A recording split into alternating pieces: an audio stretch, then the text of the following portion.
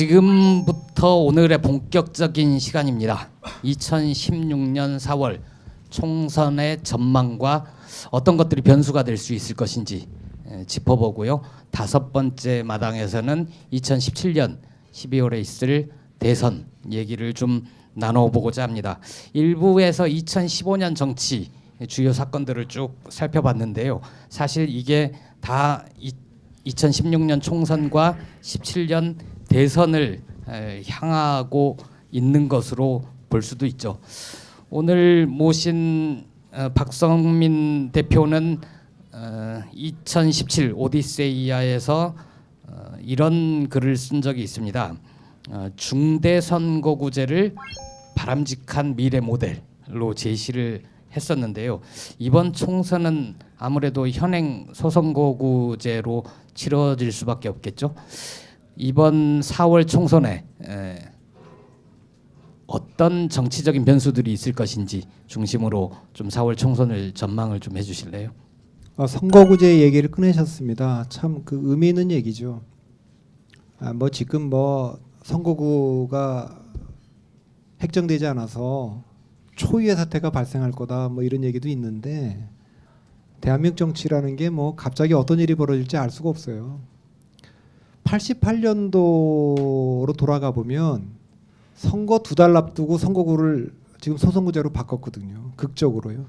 그러니까 내년도 2월 달쯤에 임시국회 열어갖고 또 선거구제를 중선구제로 바꿀지 알 수가 없습니다. 이제 그거 왜 얘기했냐면 87년도에 우리가 직선제를 다시 부활시키지 않았습니까? 이 선거라는 건 스포츠와 전쟁 중간쯤 어딘가에 있을 거예요. 세 가지가 다 승패를 가르는 건데, 전쟁으로 좀 가까이 가면은 적이라고 부르는 거죠. 상대를 적과 동지로 구분하게 되고, 스포츠로 가까이 가면은 아무리 치열한 경쟁자라 그래도 그거는 여야로 부르는 거죠. 근데 그 고대 그리스부터 18세기까지는 프랑스 혁명 때까지는 대개 그게 전쟁이 됐든 혁명이 됐든 재판이 됐든 선거가 됐든 뭐가 됐든 통치자와 피치자를 결정하는 거였습니다. 다스리는 사람과 다스림을 받는 사람. 그렇기 때문에 이긴 사람이 다 갖는 거예요. 그리고 진 사람은 다 죽이는 거죠. 가두고 죽이고. 그런데 이제 민주주의가 발전하면서 19세기에 와서 다 죽이지 말고 이긴 사람은 여당하고 진 사람은 야당하자. 이게 민주주의의 위대한 진전이거든요. 근데 아담 셰브르스키라고 하는 민주주의 연구가가 민주주의란 뭐냐? 집권당이 평화적으로 야당될 가능성을 열어두는 체제. 평화적으로. 선거에서 여야가 왔다 갔다 하는 거죠. 이거 민주주의라고 얘기를 했어요. 한국은 이것을 쿠데타와 혁명을 동시 폐기 처분한 게 1987년도입니다. 야, 우리도 이제 쿠데타 안 할 테니까 니들도 혁명한다고 하지 말고 우리도 선거에서 이기면 여당하고 지면 야당하자. 어떻게 보면 보수 세력이 굉장히 크게 양보한 거라고 할 수도 있고, 한편에서 보면 우리나라의 제야 운동권이 민주화 운동에서 크게 그 성과를 얻은 거라고 얘기할 수도 있습니다. 그 결과 대통령 선거는 이제 50대 50의 선거가 됐어요.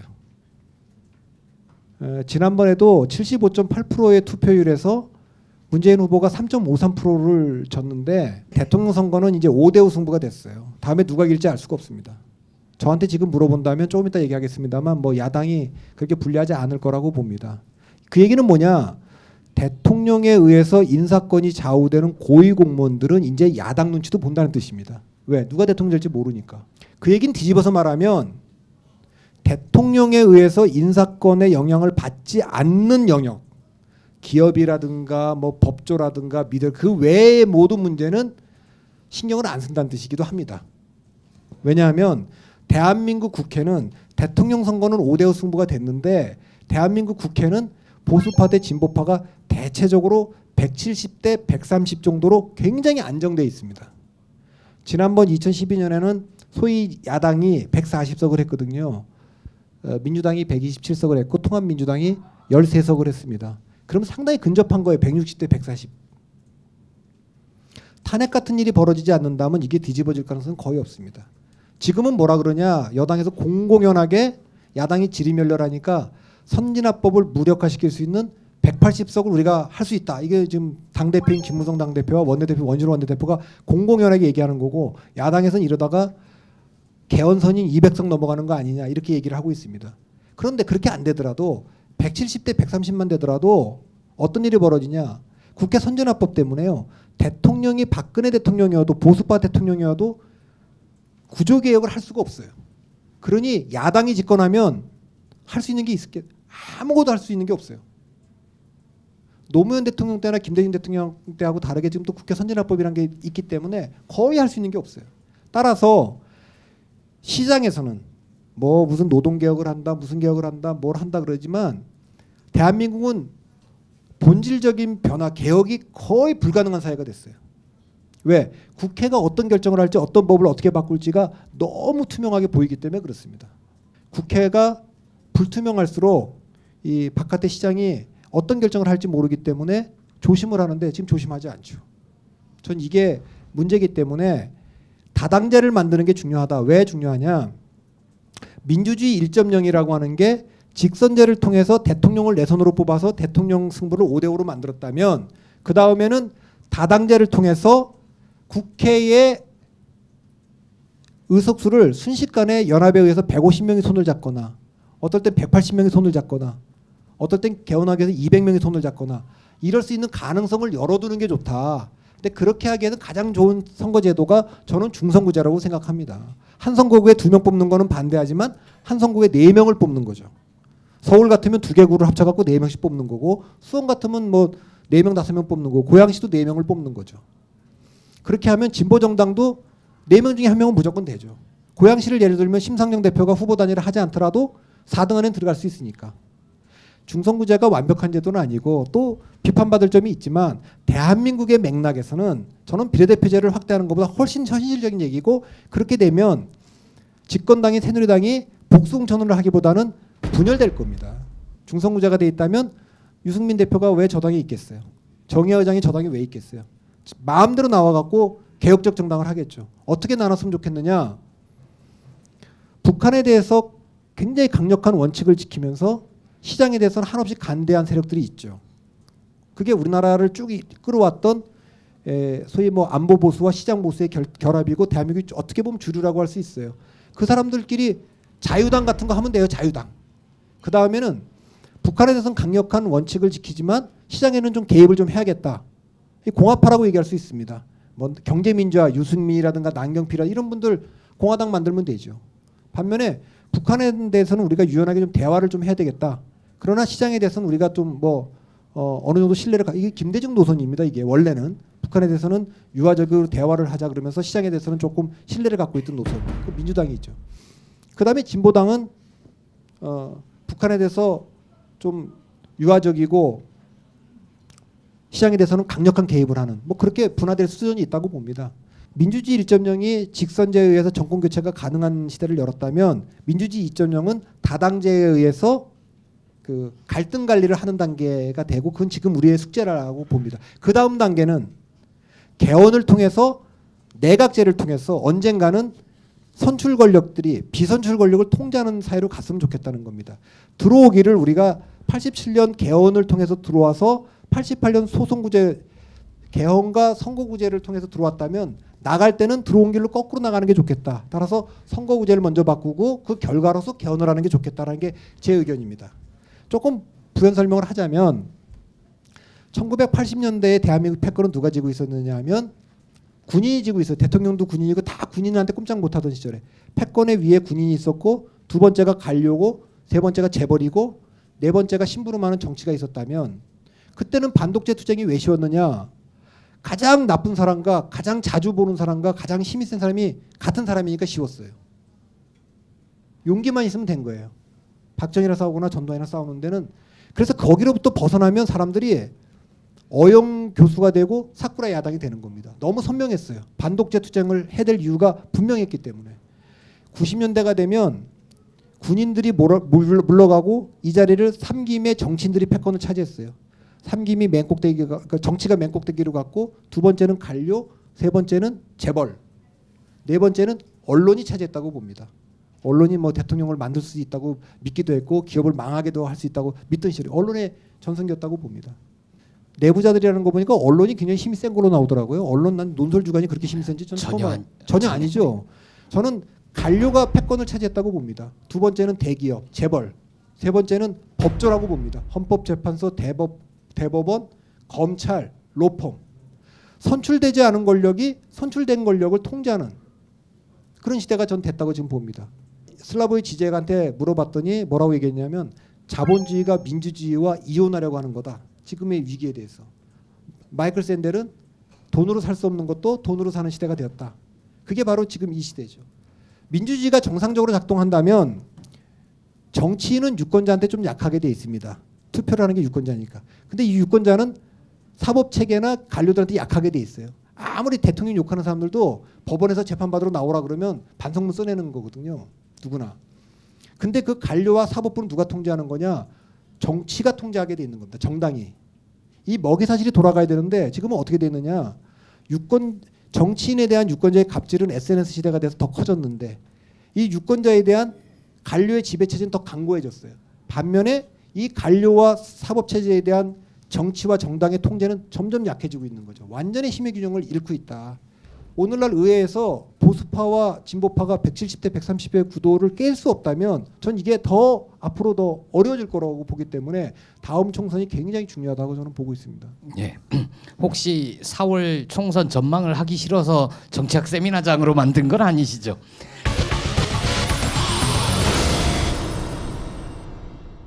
자, 아까 얘기로 돌아가서 2015년 분열해서는 안 될, 이해가 잘 안 되는 야당이 분열을 했습니다. 총선은 넉 달이 남지 않았죠. 어떻게 될까요? 아니 근데 그게 산수 아니에요? 그게 같이 있어도 지는데 그거 헤어지면 더 지는 거 아닙니까? 새정치민주연합이 연합인 이유는 그 새정치민주연합이 새정치도 없고 민주도 없고 연합도 없다 그랬는데 연합인 이유는 정체성이 다른 사람들끼리 만났기 때문에 연합이라고 부른 겁니다.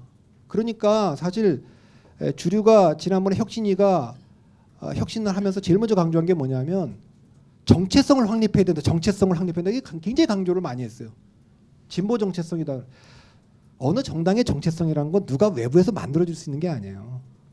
그리고 이 당은 정체성이 다른 사람들이 만났기 때문에 연합이라는 단어를 쓴 겁니다. 이번에 안철수가 바깥으로 나가고 얻은 성과 중에 가장 큰 성과는 뭐냐? 두 사람이 다 지지 기반이 날라갔고 시너지가 있었구나라는 건 확인한 거예요. 헤어지기 전엔 잘 몰랐죠. 서로 서운한 것만 남아갖고 지금 갈라졌잖아요. 갈라지면 4분 5열 뭐 지금 5분 6분 지금 호남은 아주 그냥 굉장히 여러 개 정당이 지금 난립을 했는데 이런 상태로 후보 단일화가 될지 뭐 잘 모르겠습니다만 제 상식으로는 야당이 지난번 140개 했다 그랬잖아요. 2012년에. 지금은 그보다 의석이 줄었습니다만 뭐 140개는 쉽지 않을 것 같고 지금 야당 갖고 있는 의석을 유지하는 것도 쉽지 않아 보이는데 제 생각에 다른 분들 의견을 좀 들어보고 싶습니다. 제 판단은 그렇습니다. 예, 패널들도 이제 질문 외에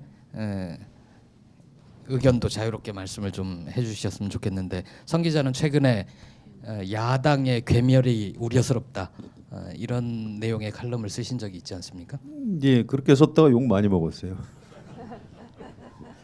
근데 이게 기자란 직업이 좀 약간 힘든 게요. 제가 좋아하는 거하고 그다음에 제가 객관적으로 볼 때 이렇게 될 것 같다 하는 거하고는 엄연히 다른 거거든요. 제가 새누리당이 200석 넘는 걸 좋아하게 생겼습니까? 그렇지는 않은데 그런데 야권이 분열이 됐고 2008년에 의석 계산을 해보면 이번에 굉장히 참패할 것 같다 야당이 뭐 이런 걱정을 했는데 이제 그 기사를 인터넷에 이제 썼는데 그 기사를 보고 제가 아주 나쁜 사람인 것처럼 여당 편드는 사람인 것처럼 비난하시던데 좀 이제 분간을 해야 될 것 같아요. 저는 2012년에 약간 경험이 있습니다. 그 당시에 그 한명숙 대표가 이제 야당 대표로 총선을 치렀는데 그때 야당이 총선 승리해서 일당이 될 것처럼 얘기했어요. 근데 저는 그 양쪽의 그 실무 그 관계자들 총선 분석하는 사람들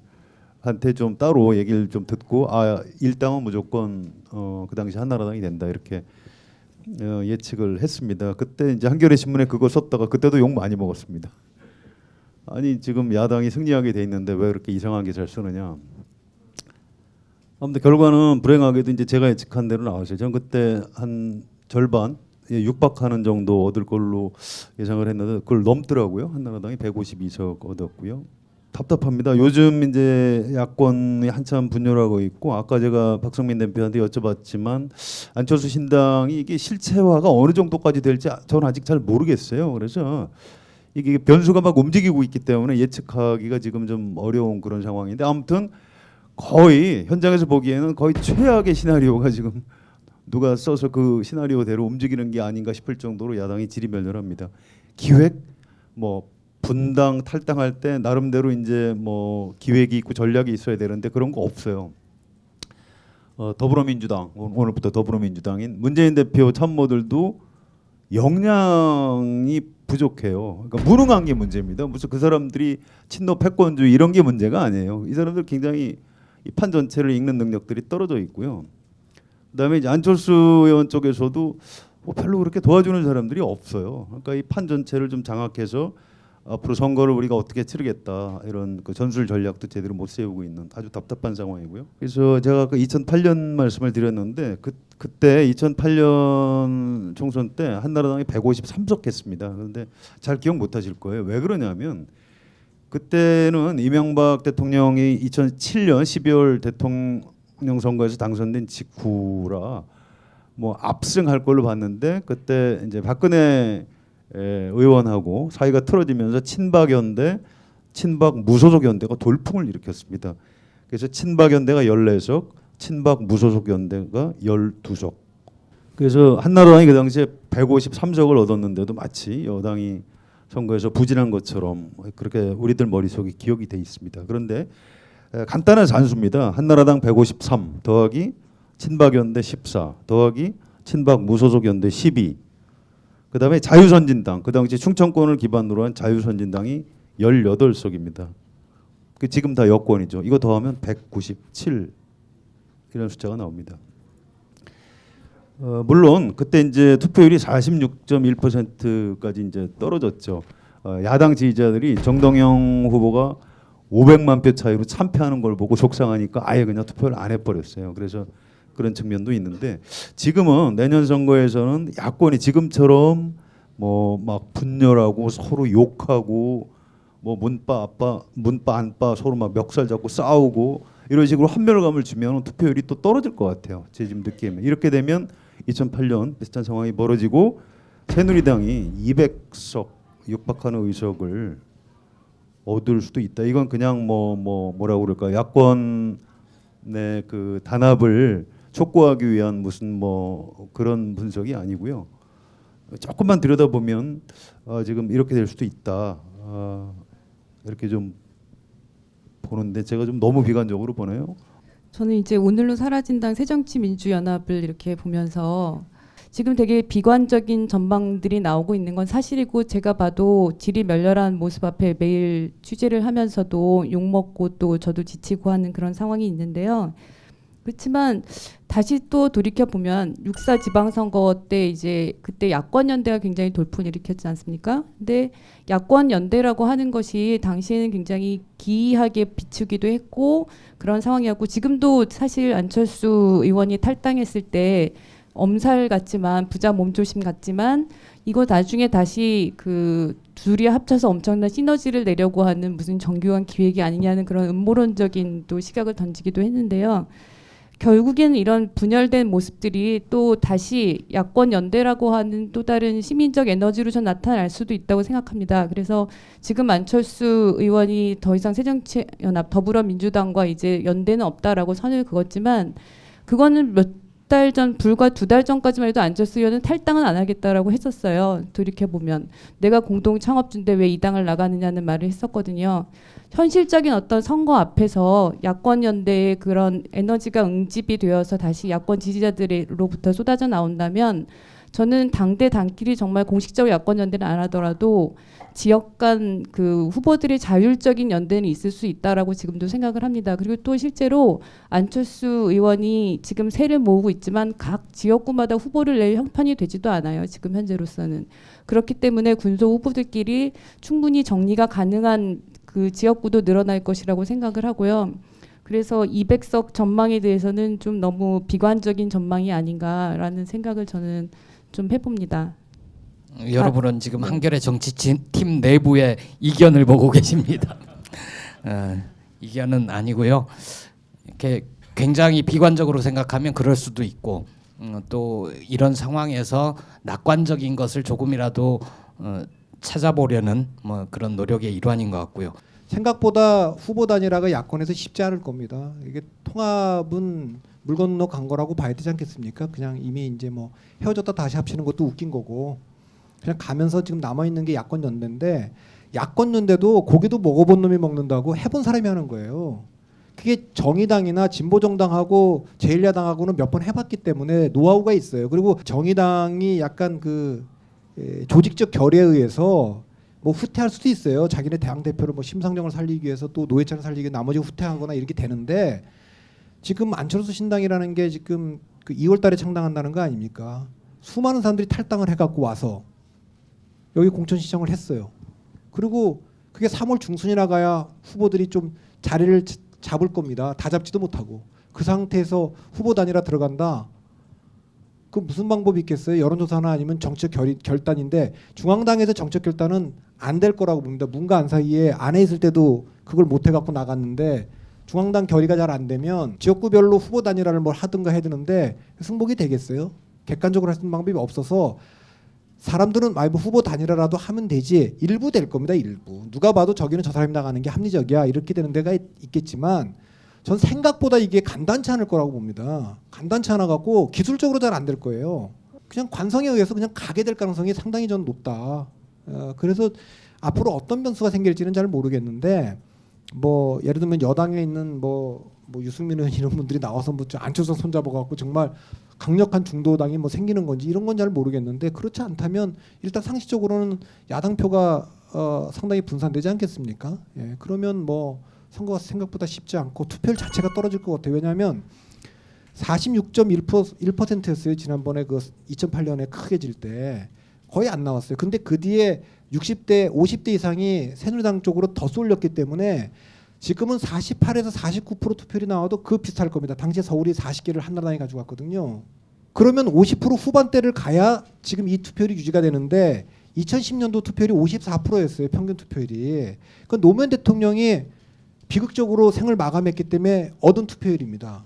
2010년 지방선거라는 게. 그게 2011년 서울시장 보궐선거, 2012년 총대선까지 굉장히 영향을 미쳤어요. 75.8% 했거든요. 2012년 대통령 선거를. 그다가 다시 떨어질 수 있었는데 2014년에 세월호 사건이 터졌잖아요. 그래서 그 56% 유지를 한 겁니다. 서울시장은 박원순 효과 때문에 58%까지 갔어요. 투표를 그렇게 했는데 20대, 30대, 40대가 뭐 정권이 바뀐 것도 아니고 야당이 바뀐 것도 아니고 지금 또 분열되어 있고 총선에 나올지 모르겠어요. 저는 그렇게 해서 투표율이 높지 않으면 야당의 전망이 좋을 리가 없을 겁니다. 근데 5, 60대는 지금 굉장히 강력하게 지금 새누리당 쪽으로 쏠려 있어요. 특히 60대가. 그래서 그런 점을 감안한다면 우리가 너무 지금 낙관적인 야권 연대에 의해서 돌파가 될 거라고 보는 거는 조금 안이한 생각이 아닌가.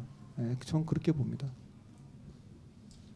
저는 하도 비관적으로 지금 얘기하셔가지고 제가 좀 반론을 덧붙이고 싶었다는 점을 다시 한번 강력하게 말씀드립니다. 알 수 없어요. 알 수 없어. 예. 그러면은 지금은 한용운의 시처럼 알 수 없지만 언제쯤 알 수 있게 될까요? 언제쯤 이번 총선을 거치고 나서 의석구도가 이렇게 되겠구나. 그게 좀 윤곽을 드러내는 시점은 대략 언제쯤인가요? 저는 실제로 선거를 많이 해본 사람이에요. 25년 동안 해봤고 지난번 선거 때도 수도권에서 뭐 야당이 이긴다고 얘기할 때 제가 이제 전국적으로 후보를 다 맡고 있거든요. 강원도나 이 경상도나 이런데 충청도까지 가보면 완전히 박풍이 강력하게 불고 있었어요. 실제로 강원도에서는 한석도 안 뺏기고 한나라에 다 가져갔잖아요. 수도권에서는 인천까지 상륙했죠. 그 6대6 승부가 났거든요. 인천이 딱 전국 선거에 바로 밑에, 그러니까 그게 지난번에도 거기가 지방선거 때도 3.5% 차이 났거든요. 거기가 충청도 뭐 호남 영남이 다 골고루 섞여 사는 동네이기 때문에 거기가 비슷하게 나오는데 서울 경기만 바람을 안 타고 간 거예요. 근데 거기도 마지막에 이제 뭐 김용민 후보의 그 변수가 좀 선거 기간 중에도 있었잖아요. 그래서 저는 이번에도 선거 기간 중에 벌어지는 일들이 좀 있을 거라고 좀 봅니다. 선거 3일 정도 남겨놓기 전에는 예측이 안 돼요. 그러니까 이건 뭐 그냥 제가 면피용으로 얘기하려고 하는 게 아니라 표 차이가 많이 안 나는 지역에서는 선거 기간 2, 3일 남겨두고 결정되기 때문에 그때 어떤 결정이 내려지냐에 따라서 결정되지 지금 뭐 아무리 계산해봐야 그대로 될 리가 없습니다.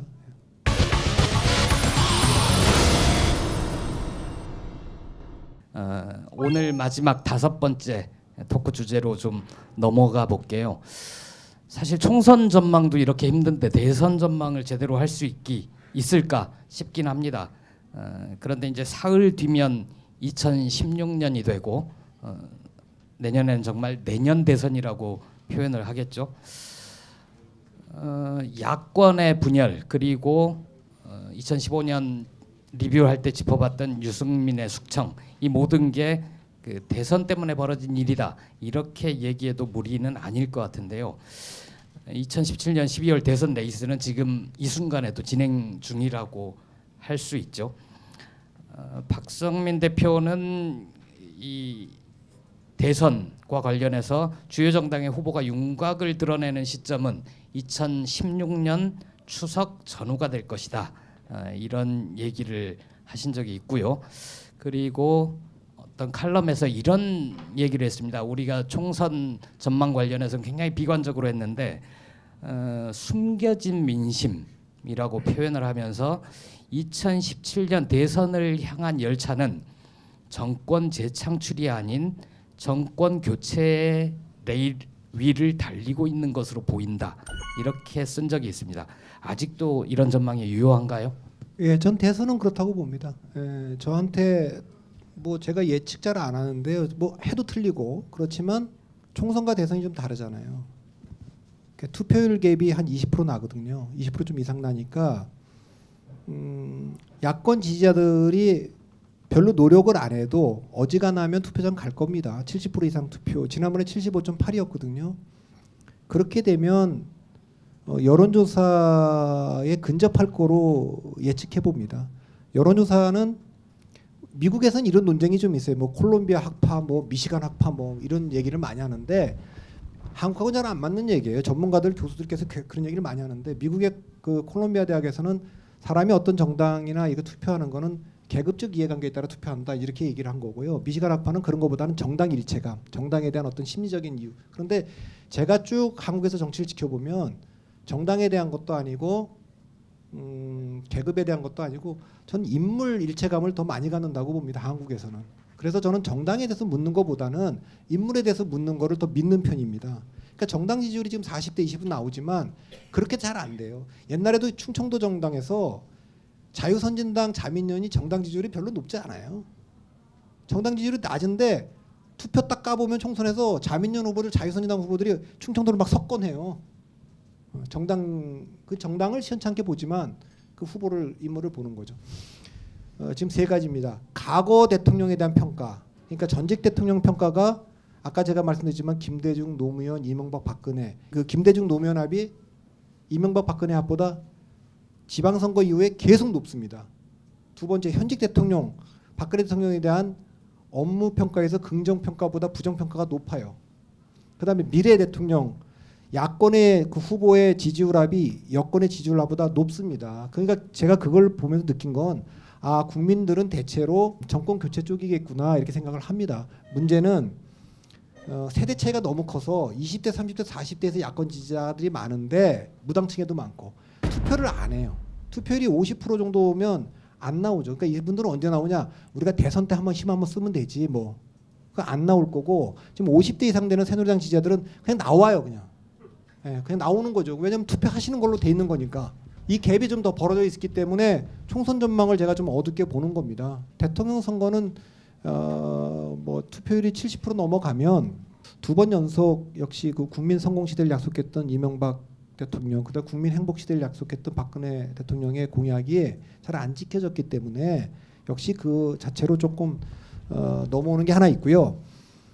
제가 이렇게 역대 한국과 미국 대통령 선거를 갖다가 분석해 보면 치열하게 경선하고 마주 그냥 다시는 얼굴 안 볼 것처럼 지금 문재인 안철수 이 이상으로 힐러리 하고 오바마가 그렇게 싸웠어요. 이명박 박근혜가 그렇게 싸웠어요. 그렇게 싸우고 본선에서 손을 잡으면 그건 승리를 해요. 근데 언제 그랬느냐? 야당일 때 주로 그랬습니다. 미국이나 한국이나. 왜? 정권을 되찾아와야 된다는 유권자 지지자들의 압력이 너무 세갖고 뭐 헤어지지를 못하는 거예요. 그러니까 지금 저렇게 뭐 안빠 문빠가 서로 욕한다고 하지만 대통령 선거 투표율 75%까지 올라가면 그래도 우리가 야당 찍어야지 이렇게 되는 게 있기 때문에 그 걱정들은 뭐 여기 다 야당 지지자들인지는 모르겠습니다만 대체로 덜 하셔도 된다. 대통령 선거는 문재인 총선이라 저는 그렇게 보고 있습니다. 어떻게 조금 마음이 놓이십니까? 아니 마음 놓을 일이 아니에요. 그렇게 대통령 돼도 할 수 있는 게 아무것도 없다니까요. 왜? 국회 의석수는 170대 130인데 이번 총선은 200석은 잘 모르겠지만 진짜 180대 120에서 국회 선진화법이 그러니까 무력화되는 상황을 충분히 예측해 볼 수 있는 상황이에요 지금.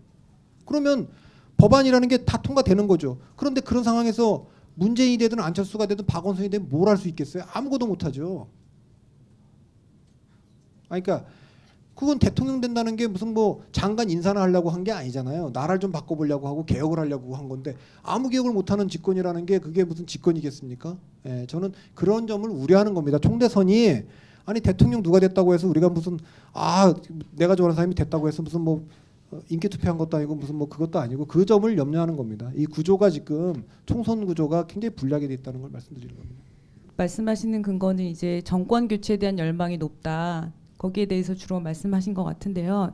저희 뭐 한겨레 조사에서도 정권 교체의 여론이 지금 정권 재창출 여론보다는 훨씬 높게 나왔었어요. 근데 그건 맞는데 그리고 또 하나 야권 지지자들이 믿는 거는 어쨌든 여기는 문재인, 안철수, 박원순이 있다. 이런 잘 알려지고 지금 거의 기정사실화된 야권 대선 주자들이 있다는 점이고 여권에서는 그렇지 않고 지금 뭐 불투명하다는 그런 점인데 뭐 그래서도 그런 거 쓰셨었어요. 유승민 대 오세훈 이런 걸도 쓰셨는데 이번 총선을 거치면서 여권의 강력한 어떤 대선 주자들이 나타날 수 있는 그러니까 이번 총선이 어떤 그런 인큐베이터 역할을 할 수 있지 않은가라는 생각을 좀 해보게 되는데 어떻게 생각하시는지요? 아까 직선제 개헌이라고 하는 게 보수 입장에서 보면은 굉장히 큰 양보에 그러니까 손과 발을 다 잘라내는 거거든요. 왜냐하면 대통령 선거 자체가 5대5 승부가 됐으니까. 그리고 김대중 노무현 때 정권을 한번 잃어봤잖아요. 보수 세력 입장에서 보면 대통령 선거는 선거의 승리는 불확실한데 너무 큰 판돈이 걸려 있어요. 그렇기 때문에 이분들이 대통령 선거가 오면 상상도 못하는 혁신을 합니다. 상상도 못하는 혁신을 해요. 왜? 너무 큰 판돈이 걸렸기 때문에. 그리고 대통령 되고 나면 그 정도 빠른 속도로 상상도 못하는 속도로 자기 모습으로 돌아가요. 그러니까 2007년도에 이명박 후보와 2008년부터 이명박 대통령은 완전히 다른 사람이고 2012년에 박근혜 후보와 2013년에 박근혜 대통령은 완전히 다른 사람입니다. 근데 야당은 혁신도 대충 하고 또 집권에도 뭐 기득권을 차리는 것도 대충 해요. 왜냐하면 이 절박감이 다르거든요. 그러니까 보수 세력은 대통령 선거에서 지는 거를 선거에서 졌다고 생각하지 않고 나라를 잃었다고 생각을 해요. 그런 정도로 덤빕니다. 그런데 야당 국회의원들은 야당 국회의원이 할만하거든요. 좋아요. 이게 국회의원 하긴 딱 좋아요. 옛날에 여당 국회의원은 왜 했느냐 하면 민원 해결되죠. 대통령이 뭐 민원 전화만 하면 뭐 인사 해결되죠. 민원 해결되죠. 다 됐거든요. 지금은 아무것도 안 돼요. 아무것도 안 돼. 지금은 여당 한다는 거 딱 하나예요. 내가 장관 해볼 마음이 있으면 장관이나 혹시 돼볼까 이런 거예요. 지금은 여당 국회의원 되면은 대통령 방어해줘야죠. 뭐 집권당 못하는 거 소리도 못 지르고. 야당 국회의원들은 대통령한테 소리 지르고 뭐 그냥 아무나 뭐 청문회 가서 소리만 지르면 야당 국회의원 하는 거고 야당 국회의원이면 정말 괜찮은 대접받고 사는 거예요. 대한민국에서. 여당 야당이 어디로 갈지 모르기 때문에 인사권에 영향받고 있는 고위공무원들은 야당한테도 와서 그냥 굽실굽실 되거든요. 대기업도 와서 굽실굽실 되고. 그렇게 할 만한 거죠. 자, 그러니까 이 절박감이라는 게 차원이 달라요. 그래서 만일에 다음에 뭐 지금 뭐 김무성 후보나 지금 당 대표가 지금 여당에서 1위인데 뭐 김문수 후보도 있고 홍준표도 있고 뭐 다 있잖아요. 정몽준도 있고. 근데 그 박근혜랑 같은 세대라고 봐야죠. 그 세대 쪽에서 후보가 나온다면 저는 야당 쪽이 조금 더 부가 있다고 좀 봅니다. 그런데 세대 교체가 됐을 때 세대 교체를 하면 뭐 유승민 전 원내대표도 57년생이니까 나이가 그렇게 적은 건 아닌데 어쨌든 유승민 아래로 유승민, 오세훈이라든가 남경필이라든가 이렇게 된다면 저는 또 정권 교체 성격이 좀 있기 때문에 여당이 또 이길 수도 있다고 봅니다. 따라서 문재인 후보가 이렇게 얘기했었어야 된다고 봐요. 아니 우리 야당이 이기려면 무조건 여당보다는 한 살이라도 어린 사람이 나가야 됩니다. 아 김무성이나 김문수나 뭐 홍준표까지 나오면 제가 나가도 이길 수 있습니다. 그런데 만일에 저쪽에서 유승민이 나온다. 그럼 우리는 안철수가 나가야 이길 겁니다. 근데 저쪽에서 남경필을 나간다. 그럼 안철수도 안 될 겁니다. 안희정 준비해야 될 겁니다. 뭐 예를 들면 우리는 다음 선거에서 한 살이라도 더 어린 사람 내보내야 됩니다. 뭐 이런 각오로 붙어야 되는데 여당이 세대 교체를 해서 오는데 50대가 오는데 야당이 그러니까 저는 그래서 그 변수가 있다면 저쪽이 강력한 세대 교체를 해갖고 왔을 때 어떻게 할 거냐 이제 그런 걱정은 좀 있다는 겁니다. 큰 판에서는 정권 교체 민심이 더 강하지만 누가 더 절박한가를 따지면 지금 야권이 더 절박해 보이지가 않는다.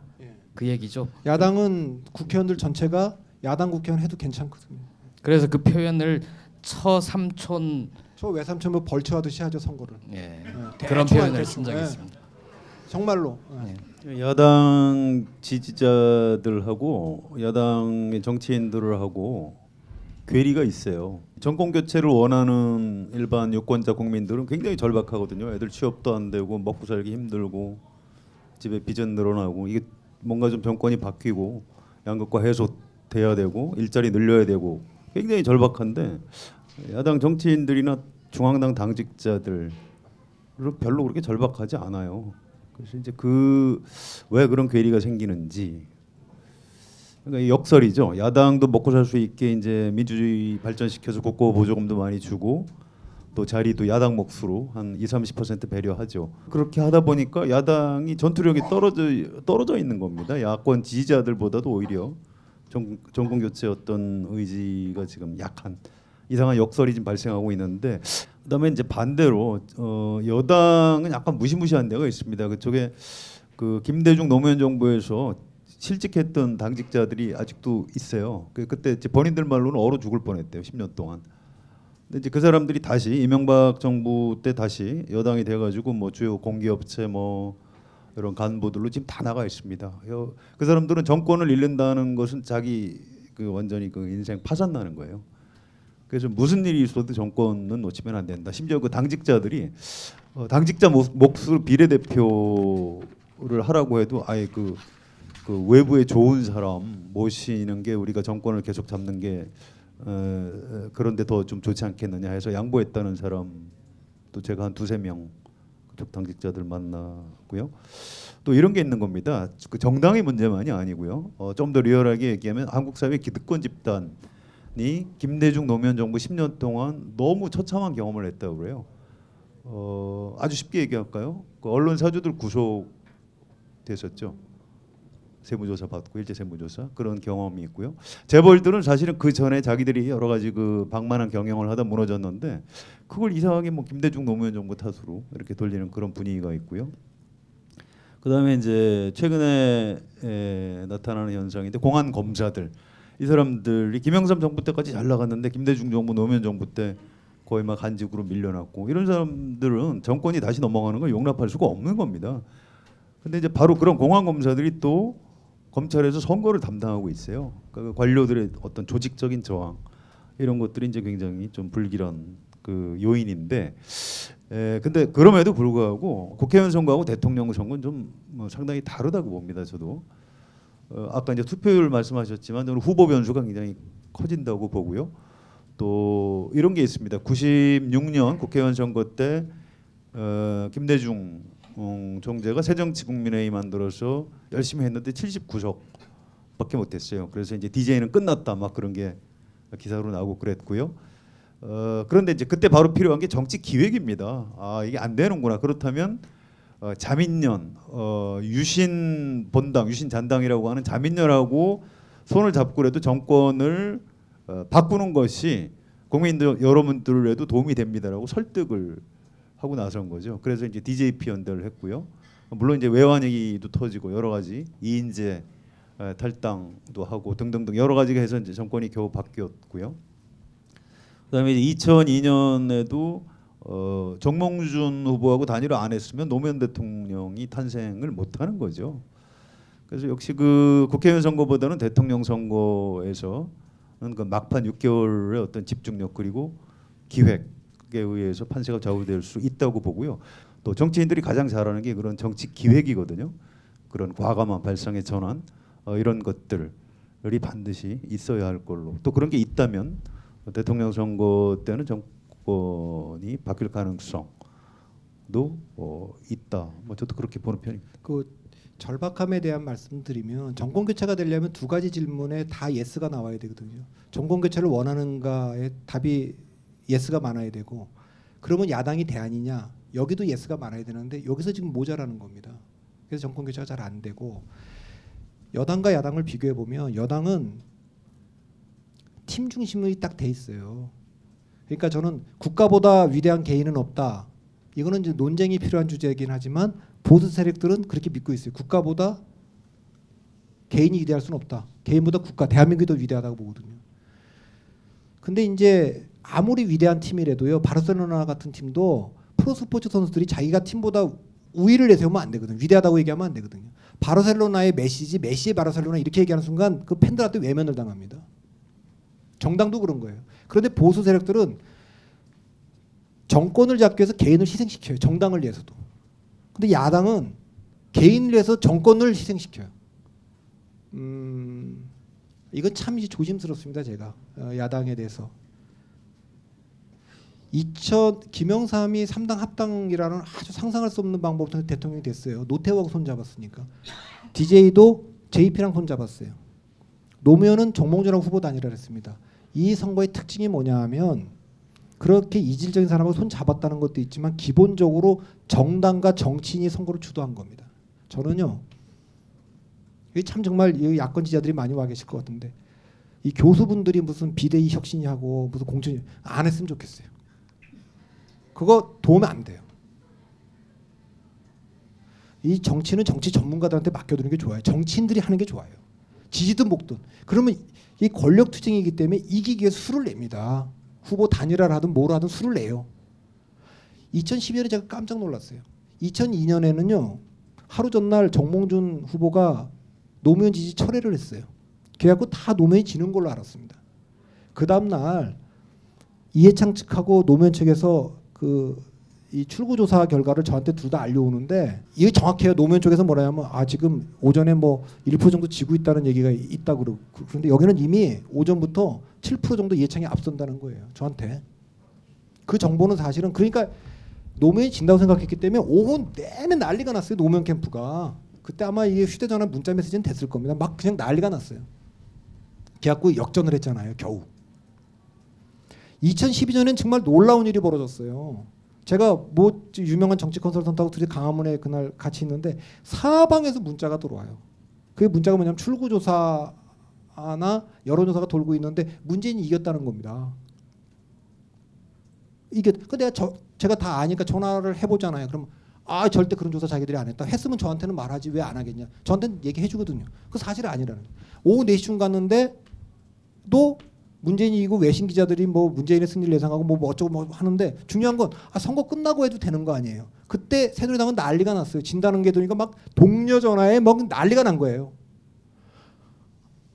야당은 이겼다는 거예요. 이겼거나 말았거나 더 열심히 해야 되는 거지. 그걸 거기서 지고 있는데 누구도 움직이지 않아요. 그 전날도 문재인 후보가 부산에 간 것도 저는 좀 이해가 안 됐어요. 서울 승부가 중요한데 왜 부산역을 갈까 생각을 했는데 당일날도 그러는 거예요. 그런데 출구조사 결과가 저한테 이제 그 5시 반인가 마감돼서 누가 전화를 급해요. 박근혜가 1.2로 1.2 이긴 걸로 나왔습니다. 그렇게 나오길래 내가 그러면 제가 경험적으로 출구조사를 해보면 보수표가 한 2% 더 나와요. 까보면. 그럼 3%에서 4% 차이 난다 그랬어요. 3.53 났어요. 그게 결론이. 이길 때는 진다고 생각해서 난리가 났어요. 2002년도 대선은. 근데 2012년에는 지고 있는데 아무것도 안 해요. 옛날에 프로기사 바둑기사 이세돌이 후배랑 바둑 두고 나서 끝나고 한마디 한 적이 있어요. 야, 너는 왜 불리한데 승부수를 안 던지니? 아, 불리하면 승부수를 던져야 될 거 아니에요. 불리한데 그냥 곱게 지는 거예요. 이겨야 될 절박한 이유가 없는 거죠.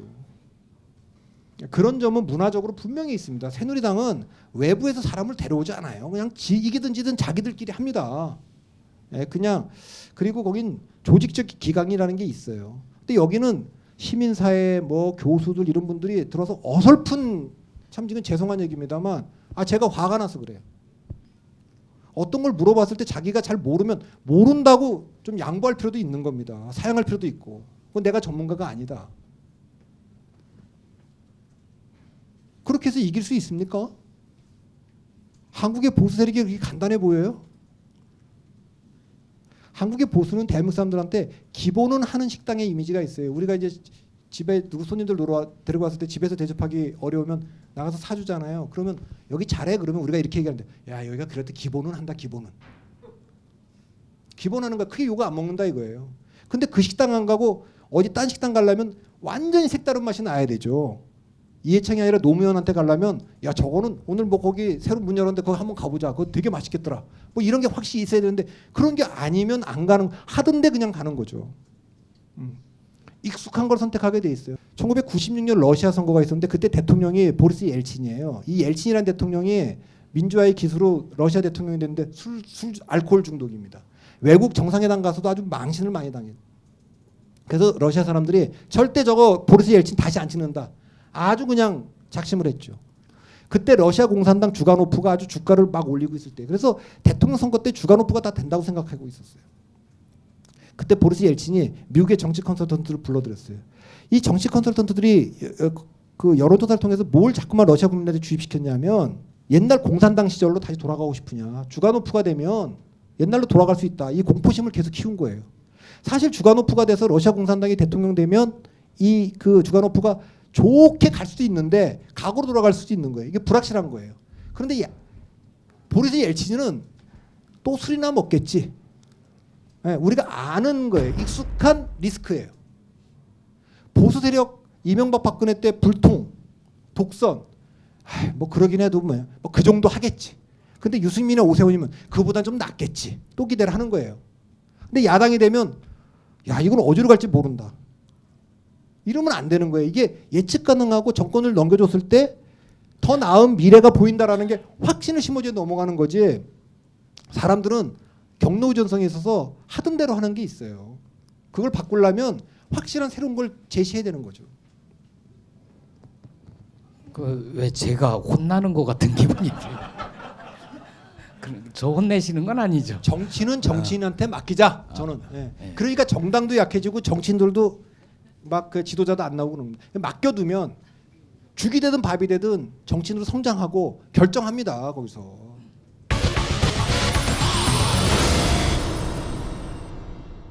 예, 저희끼리 얘기한 시간이 2시간이 넘었습니다. 정리를 하면 2016년 총선은 대단히 비관적이고 2017년 대선은 그나마 좀 희망이 있는데 처외삼촌 벌초하듯 선거를 치르면 택도 없다.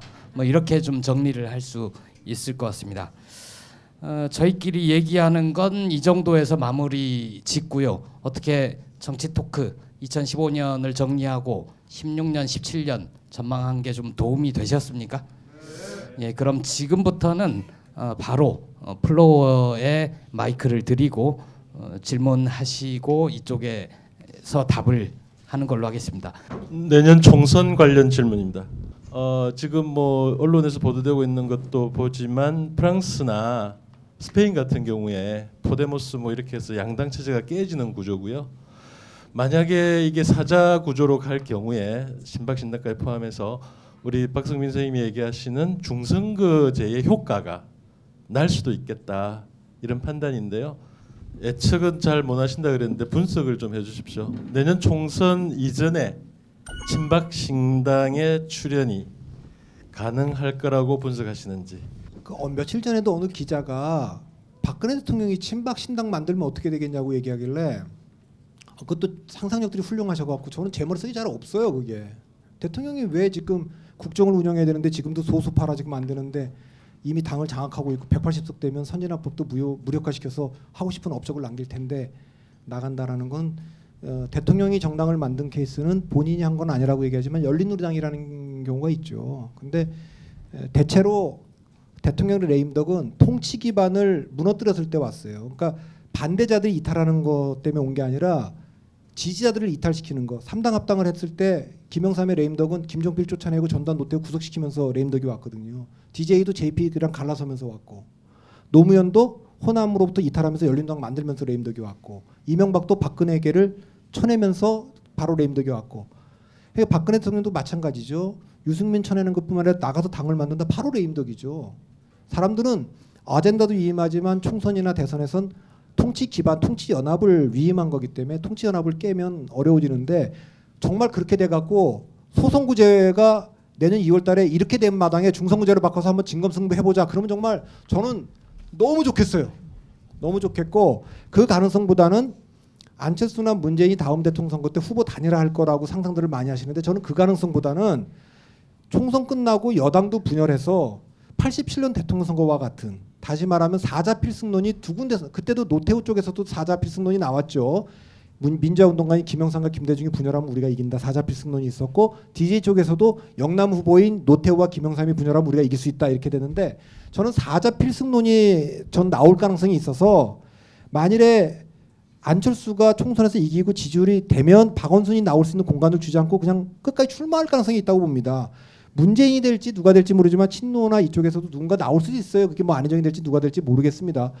뭐 또 호남 후보도 하나 나올 수 있고 그렇지만 보수 쪽에서도 저는 갈라져서 뭐 후보는 메이저 후보가 4명이 뛰면서 서로 이길 수 있다고 믿고 뛰는 선거가 있을 수 있다고 봅니다. 대통령 결선 투표자가 그 전에 돼서 뭐 어쨌든 결선 투표가 도입되면 좋겠지만 우리나라 정치에 제가 별로 기대를 안 해요. 그런 거 잘 안 바꾸거든요. 그냥 하던 대로 하거든요. 그러니까 그대로 하면서 분열된 채로 4자구도 5자구도가 나올 가능성이 전 더 훨씬 더 많다. 전 그렇게 봅니다. 오늘 사실 1부부터 쭉 들으면서 좀 아쉬웠던 건 뭐 안철수 신당, 민주당, 새누리당에 대한 얘기는 많았는데 제3세력들, 그러니까 새롭게 지금 정치 세력화되고 있는 사람들에 대한 이야기가 많이 없어서 정의당이나 노동당, 녹색당, 뭐 민주노총에서 진보연합정당 이런 논의들이 있는데 거기에 대해서 어떻게 생각하시는지. 그 진보정당에 대해서는 제가 실망한 게 너무 많아요. 예. 그러니까 진보정당은 대한민국을 바꾸는 척하지 바꾸려고 하지 않는다고 봅니다. 권역별 비례대표제, 권역별이란 말은 저는 독일 같은 연방국가에서 통하는 말이라고 생각해요. 금년 1년 내내 비례대표 확대 얘기해갖고 된 게 없죠. 왜? 여당의 약한 지점이 어딘가를 알았다면 전 중선구제 들고 나가서 치고 들어갔을 거라고 좀 봐요. 3당 합당 이래로 민주계와 민정계의 갈등 문제를 제대로 들여다봤다면 따라서 우리나라 진보 진영과 야권은 보수 세력과 여당을 분석하는 사람이 거의 없다는 겁니다. 왜 독자적인 힘으로 자기들이 의석을 확보할 수 있는 방안을 내놓지 않고 대한민국의 혁명을 하지 못한다면 거의 혁명에 준하는 그런 개혁을 구조적 개혁을 할 수 있는 방안을 찾지 않고 저는 이미 의석을 안 가져봤나요? 통합진보당이 13석 했고 민주노동당이 2004년에 10석을 했어요. 그때도 변화가 없었는데 저는 그 점에 대해서 제가 비판받을 각오하고 대한민국을 근본적으로 바꾸려고 하는 발상을 하지 않는 거에 대한 이제 실망감이 좀 있습니다. 그 제가 솔직히 말씀드려놓고 아니 그 뭐 녹색당이나 이런 당을 얘기하는 건 아닙니다. 그보다는 좀 더 큰 진보 정당을 얘기하는 것이고. 내년 총선에서 주요 의제가 무엇이 될지 복지 정책, 청년 배당, 수당 중심으로 좀 의제가 설정이 됐으면 좋겠는데 그 의제 설정이 그렇게 될 수 있을지 모르겠는데 어떻게 전망하고 계시는지 궁금합니다. 선거에서 의제라는 거는 이슈라는 거는요. 제가 캠페인할 때 이렇게 하거든요. 대중의 관심사냐 아니냐. 그다음에 차이가 크냐 안 크냐. 대중의 관심사도 아닌데 정당 간의 후보 간의 차이가 안 크면 그건 이슈가 안 돼요. 전통적으로 문화나 뭐 이런 것들이 이슈가 된 적이 없어요. 과학기술이나 이런 게. 왜냐하면 대중의 관심사도 아니고 차별화도 별로 안 돼요. 자, 차이가 큰데 대중이 관심이 없는 걸 관심 있게 끌어올리는 방법도 별로 없습니다. 국정원 댓글 문제라든가 NLL 문제를 야당이 올리고 싶어도 대중이 그렇게 올리려면 두 가지 조건을 만족시켜야 돼요. 세뇌를 시킬 수 있는 프레임을 만들 수 있을 정도로 미디어를 장악해야 되는데 지금 종편이 미디어를 장악하고 있기 때문에 예를 들면 NLL 같으면 평화 프레임과 안보 프레임이 맞부딪혀야 되는데 5대5로 그러지 않고 평화 프레임보다는 안보 프레임이 더 강하게 작동합니다. 국정원 댓글도 민주주의 프레임보다는 정부 프레임이 더 강력하게 작동하죠. 왜냐하면 그 미디어에서 차이가 나기 때문에 그렇습니다. 그래서 이걸 끌어올릴 방법이 별로 없어요. 그러면 위로 올라가서 대중의 관심사 중에 차이가 큰 거, 대중의 관심사하면서 차이가 큰 거, 이게 의제가 되는 거예요. 그럼 2010년도로 돌아가 보면 2012년 대통령 선거 돌아가면 경제 민주화, 복지, 정치 혁신 이런 거죠. 그런데 그때 선거 전략적으로 할 수 있는 거는 박근혜 후보 입장에서 보면은 복지는 오래전부터 자기 어젠다로 갖고 왔기 때문에 불리하지 않은 거예요. 문재인하고 붙어도. 복지는 계속 얘기해 왔거든요. 근데 경제 민주화하고 정치 혁신은 불리하잖아요. 이 불리한 어젠다가 대중의 머릿속에 이미 들어가 있어요. 포지셔닝 돼 있어요. 그때 전략가들이 할 수 있는 건 이걸 대중의 관심을 못 갖게 내리는 방법은 없어요. 차이가 안 나도록 왼쪽으로 옮기는 방법밖에 없어요. 옮길 때 가장 좋은 방법은 뭐냐면 사람을 데려오는 거예요. 정치 혁신을 위해서 안대희, 경제 민주화를 위해서 김종인, 국민 통합을 해서 한강호를 데려와서 쇼잉을 해서 일단 이슈가 안 되게 이슈를 난 이슈로 만드는 방법밖에 없어요. 내년 2010년 지방선거로 돌아가면 결국 그래서 한나라당은 당시에 천안함 사건이 터졌기 때문에 안보 이슈, 그 다음에 지방선거니까 개발 이슈, 요 두 개 갖고 싸운 거예요. 이게 승부 해볼 만하다고 본 거예요. 그래서 서울시장 오세훈도 개발 이슈 들고 나왔고 김문수도 그 다음에 저 누굽니까 안상수 시장도 개발 이슈를 들고 나왔어요. 야당은 뭘 들고 나왔냐면 무상급식하고 복지를 들고 나왔어요. 둘 다 그 선거에서 이슈란 건 대중의 관심사고 찬반이 분명히 나눠져 있는데 대선에 영향을 미칠 수 있어야 되고 서로 이니셔티브를 질 수 있다고 믿어야 되는데 그렇게 서로 믿었기 때문에 싸움이 붙은 거 아닙니까? 그게 이슈가 될 거기 때문에 현 시점에서 뭐가 이슈가 될지 잘 모르겠어요. 제가 질문하신 분이 궁금하실 것 같아서 제가 보충 질문을 좀 드리면 청년 수당 문제 지금 서울시 그리고 성남시에서 문제를 제기를 했고 정부는 반대하고 이 이슈가 무상급식 이슈처럼 좀 커질 가능성이 있다고 보십니까? 어떤 이슈 아까 제가 따르게 얘기를 드렸는데 야권이 그걸 들고 나갈 때 세 가지 원칙 이슈에서 주도성의 원칙, 이 주도성의 원칙은 이제 작동하는 거죠. 야권이 주도한 거니까. 두 번째 일관성의 원칙, 일관성의 원칙도 아마 먹힐 겁니다. 확장성의 원칙이 중요한데 확장성의 원칙에서 먹힐지 잘 모르겠어요. 그러니까 김상곤 교육감이 작년 지방선거 나올 때 도지사 경선에서 무상버스인가 뭔가 제 정확한 기억을 무상버스인지 모르겠는데 그거는 주도성의 원칙은 분명히 있었고 일관성의 원칙도 있죠. 무상급식을 주도했던 분이니까. 그러나 확장성의 원칙에서 떨어진 거 아닙니까? 선거는 확장성이 굉장히 중요한 건데 무상급식은 교실 안에 있는 모든 사람들이 돌아가는 거지만 버스는 자가용 출퇴근자도 있고 지하철 출퇴근자도 있는데 이것이 보편적으로 그 서비스가 제공되는 게 맞느냐의 논쟁도 있기 때문에 확장성에서는 문제가 있을 수 있죠. 그거 검토해야 되는데 청년 수당에 관한 문제도 역시 제가 보기에는 주도성과 일관성은 맞지만 확장성에서 좀 더 점검해봐야 되는 거 아닌가 생각이 좀 있습니다. 우리나라에서 현재 2015년 12월 현재 정치인 팬클럽 문화가 실제 존재하지 않습니까? 그 컨설팅 측면에서 이걸 플러스는 마이너스 계산기를 두드리면 그런 극성스러운 팬 문화가 야당 유력한 대선 주자들에게 결국 대선에서 도움이 될까? 제가 이거 잘 모르겠어요. 제가 그런 거에 잘 열광하지 않는 사람이라 저는 95%가 소음이고 5%가 신호라고 보는 사람이기 때문에 저는 종편도 안 보고 SNS 하지도 않고 팟캐스트 듣지도 않아요. 이게 들으면 이게 확증 편향에 잡히거든요. 그래서 저는 신문만 봅니다. 신문을 빼놓지 않고 다 봐요. 보수지구 뭐 하여튼 진보지구 하여튼 밑줄 그으면서 봅니다. 그래서 그게 좋은 점이 있겠지만 야당이 지금 그 SNS상에서 이 지금 그 하는 거는 거기에 여론에 부합하는 메시지만 만들게 돼 있습니다. 사람이 자기도 모르게. 왜 거기 내가 뭐라고 던지면 어떤 반응이 오는지 알거든요. 종편에 출연하는 패널들은 내가 뭐라고 얘기하면 시청자들이 좋아하는 줄 알아요. 팟캐스트 나가서 내가 뭐라고 얘기하면 근데 그건 다 편향적인 겁니다. 전체적으로 크게 보면 도움되지 않죠. 침묵하는 다수라는 게 있는 거죠.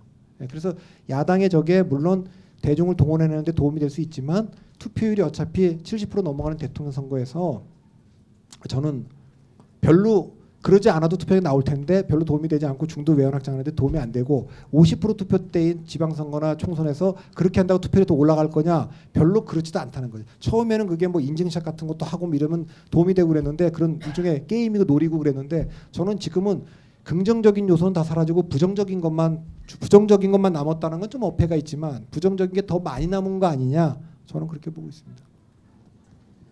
예, 시간이 많이 넘었는데요. 마지막 아까 중앙 쪽에 마지막 질문으로 받겠습니다. 저는 그 한겨레랑 이름이 비슷한 한기루고요. 축제 감독입니다. 축제 감독. 그래서 신촌에서 물총 축제도 하고 맥주 축제도 하는 그런 놀이를 좋아하는 사람인데 질문 드리고 싶은 게 있어요. 오늘 이 자리도 느끼는 건데 너무 진지해요. 엄숙하고. 사람들 행복하게 만들기 때문에 정치고 즐겁게 만들기 정치인데 이 자리만 봐도 느낌이 오잖아요. 그래서 궁금한 게 뭐냐면 왜 야당은 재미가 없는가? 저는 이거 진짜 이유를 알고 싶은 거예요. 저는 그래서 내년에 대통령 축제를 하려고 대통령 축제를. 그래서 우리 어린이들은 뽀로로가 있잖아요. 청년들도 내가 대통령 한번 나가기도 해보고 출마해보기도 해보고 대통령 마음껏 비판도 해봐야 되잖아요. 요즘 겁쟁이가 돼가지고 SNS만 이렇게 글을 올리잖아요. 대통령 비판도. 그래서 저는 한겨레 신문하고 같이 대통령 축제 만들어가지고 청년 대통령 뽑자 이런 것도 재밌잖아요. 예를 들면 아주 재밌는데요. 예, 그래서 좀 뭔가 어떻든 간에 암울하고 굉장히 힘든 나라의 조건이긴 하지만 바꾸려면 재밌어야 되잖아요. 재미없죠. 진지하고. 근데 이게 아마 뭐 옛날에 낙검수 했던 김어준 씨 같은 분이 와서 재미도 있고 막 그럴 텐데 여당 안 가보셨죠? 여당보단 그래도 훨씬 재밌어요. 여기가. 그래도 그런 거는 한국의 진보나 야당이 좀 앞서가죠. 예, 그거는 분명한데 뭐 답답하시니까 그런 말씀하셨을 텐데 야당이 성에 안 차실 거예요. 그러니까 축제 감독하시면은 뭐 얼마나 답답해 보이시겠어요. 그러니까 아까 얘기한 거는 정치는 정치인에게 맡기자라는 얘기를 제가 지난번에 독일 축구하고 영국 축구를 비교해서 얘기한 적이 있는데 영국 축구가 프리미어리그가 세계 최고 리그인데 다 그 외부 인사들이 들어가고 외부 선수 다른 나라에서 와서 뛰니까 영국 국가대표는 점점 약해지거든요. 독일은 89년도인가요? 독일 통일 90년대 독일 통일되고 나서 재정이 갑자기 그 통일 후유증 때문에 약화되니까 그 전에 분데스리가가 세계 최고 리그였는데 이탈리아하고 영국하고 스페인한테 그 리그의 주도권을 뺏겨 돈이 없으니까 선수를 못 사. 그러니까 자국 리그 중심으로 가다 보니까 독일 축구가 굉장히 강력해졌어요. 조직력도 세지고. 그래서 지금 새누리당이 그렇거든요. 그러니까 정권 2번 잃고 나서 굉장히 조직적으로 발전했어요. 저희가 진화를 했어요. 답답한 점도 있는데 조직적 결의와 아까 말했지만 그 정권을 위해서 개인을 희생시키는데 아주 익숙하게 돼 있고 여기는 개인을 위해서 정권 잡는 거나 뭐 정당이 쪼개지거나 이런 걸 막 희생시키는 그런 게 좀 있어서 그런 안타까움을 얘기한 거고요. 문화적으로 정치는 조금 더 유쾌하고 뭐 좀 재미있고 저도 그런 거를 원합니다. 그걸 반대하는 건 아니고 다만 정치적 결정은 실존적이기 때문에 정치인들이 결정할 수 있어야 실존적으로도 각성도 되고 지도자로 성장도 한다는 그런 뜻입니다. 예. 무려 거의 3시간 가까이 저희가 얘기를 한 것 같은데요. 아까 그 축제 기획자 선생님은 저한테 명함을 꼭 주고 가십시오. 저희 1월 말에 프로그램을 하는 게 청년아 정치하자 뭐 이런 프로그램을 기획 중입니다. 그리고 오늘 이런 자리도요. 사실 한겨레 신문사 기자들이잖아요. 오늘 이 행사를 기획한 팀은 정치바라는 팀입니다. 한겨레 신문사 정치팀 기자들이 주로 하는데 예전에는 신문 기사만 썼잖아요. 이제 좀 다양한 방식으로 발랄하게 우리 독자와 객석 시청자분들을 좀 만나보자 이런 차원에서 저희가 정말 진지하고 재미없다고 했는데 오늘 재밌었거든요. 앞으로 더 재밌어지도록 노력을 하겠습니다. 오늘 프로그램을 준비한 쪽은 발랄한 전복을 꿈꾸는 정치 놀이터 정치바에서 진행한 프로그램이고요. 그 프로그램의 이 행사의 이름은 김보엽의 더 정치 4번째 시간 첫 공개 방송이었습니다. 2015년 정치를 결산을 하고 16년, 17년 전망을 하는 게 참 쉽지 않죠. 정치가 어렵고 딱딱하고 전문가라는 얘기를 듣는데도 전망에는 조심스러워질 수밖에 없고요. 오늘 이 자리가 나름 저희가 좀 노력하고 온다고 했는데 도움이 되셨는지 모르겠습니다. 오늘 공개 방송에서 좀 자신감을 얻으면 다음에도 이런 자리를 한 번 더 만들어 보겠고요. 김보엽의 더 정치 5번째는 내년 내년 1월 13일 다시 찾아뵙는 걸로 하고요. 오늘 이 자리에 찾아주셔서 정말 고맙습니다. 이만 마치겠습니다.